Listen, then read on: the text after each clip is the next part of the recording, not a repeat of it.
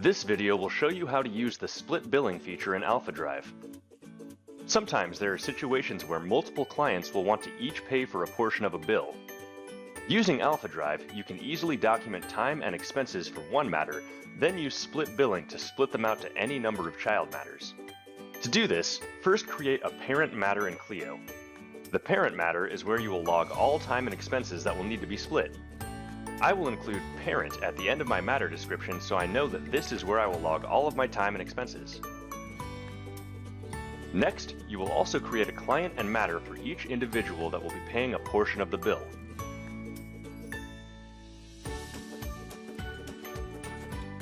In my example, I will put child at the end of the matter name so that I know that these are where my bill will be split to. The parent and child tags are only used to easily remember which is which, so you can omit them or use your own. Now you will need to do a one-time setup to configure these matters for split billing. To do this, go to Finance on the AlphaDrive ribbon and click Configure under Split Billing. From here, you will search for the parent matter that you've logged your expenses to. Just click the box next to the matter and click Next. On this screen, you can change some settings. The first setting controls whether or not to use Clio's rounding rules when splitting time entries. This is applied to the amount of time pulled from Clio before the split. You can also select bill rate, which will split the hourly rate instead of the time. We recommend setting this to actual time. You'll see why in a moment. I'll set this to rounded time to demonstrate. The next setting allows you to choose whether to create time or expense entries from the time entries that you split. On the right side, you can choose whether or not to zero out the original entries and record the original time and expense information in their descriptions. If you uncheck these boxes, you will end up with your entries preserved exactly how you originally had them, but keep in mind that split billing creates new entries, so you'll end up with more time or expenses in Clio than you originally had. I'll check the box for time entries, but uncheck it for expense entries. Now that your settings are configured, you need to determine how you want your entries split. You can use the search box to narrow your matters. In my example, everyone that is splitting the bill has the same last name, so I'll just type in everyman. You can see that in addition to the 2 matters I created earlier, I also have 5 more matters that I had previously created. 2 of these clients are going to pay for 25% of the bill, and the other 5 are going to pay for 10%. I'll just go through and enter the amount that each person wants to pay under the time and expense columns in percentage format. Keep in mind that these numbers do not necessarily have to add up to 100%. For example, if you're giving the clients a 10% discount, the amounts should only add up to 90%. Conversely, if you have a situation where you may need to charge extra, simply add the percentages up to more than 100%. Once your percentages are all entered and you've double-checked that they add up to the correct amount, click Next.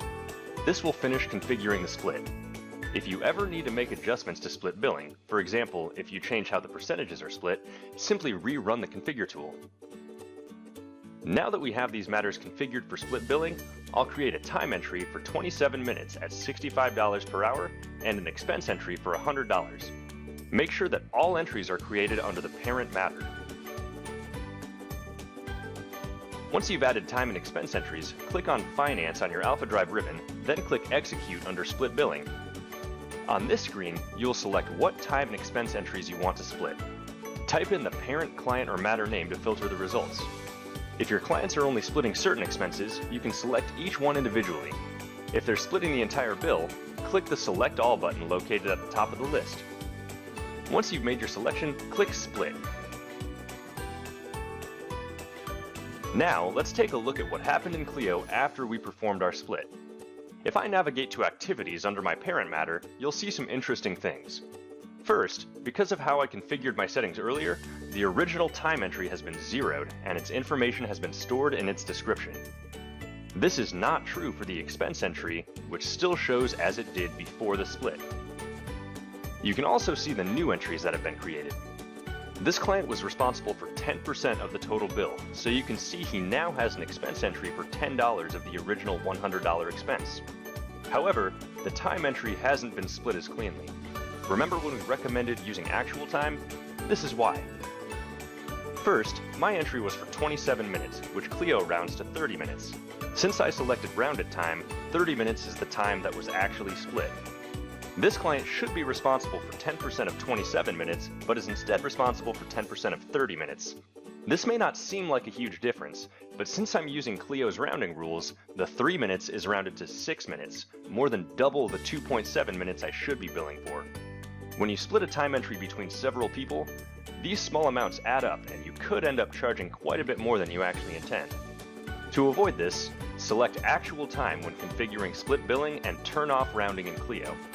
You can do this by going to Settings, then Billing, then unchecking the box for time rounding and clicking Save Bill Settings. Now that automatic time rounding is disabled, if we go back to our time entries, you'll see that they now have the correct amounts. Now that all your entries have been split, you're ready to create your bills.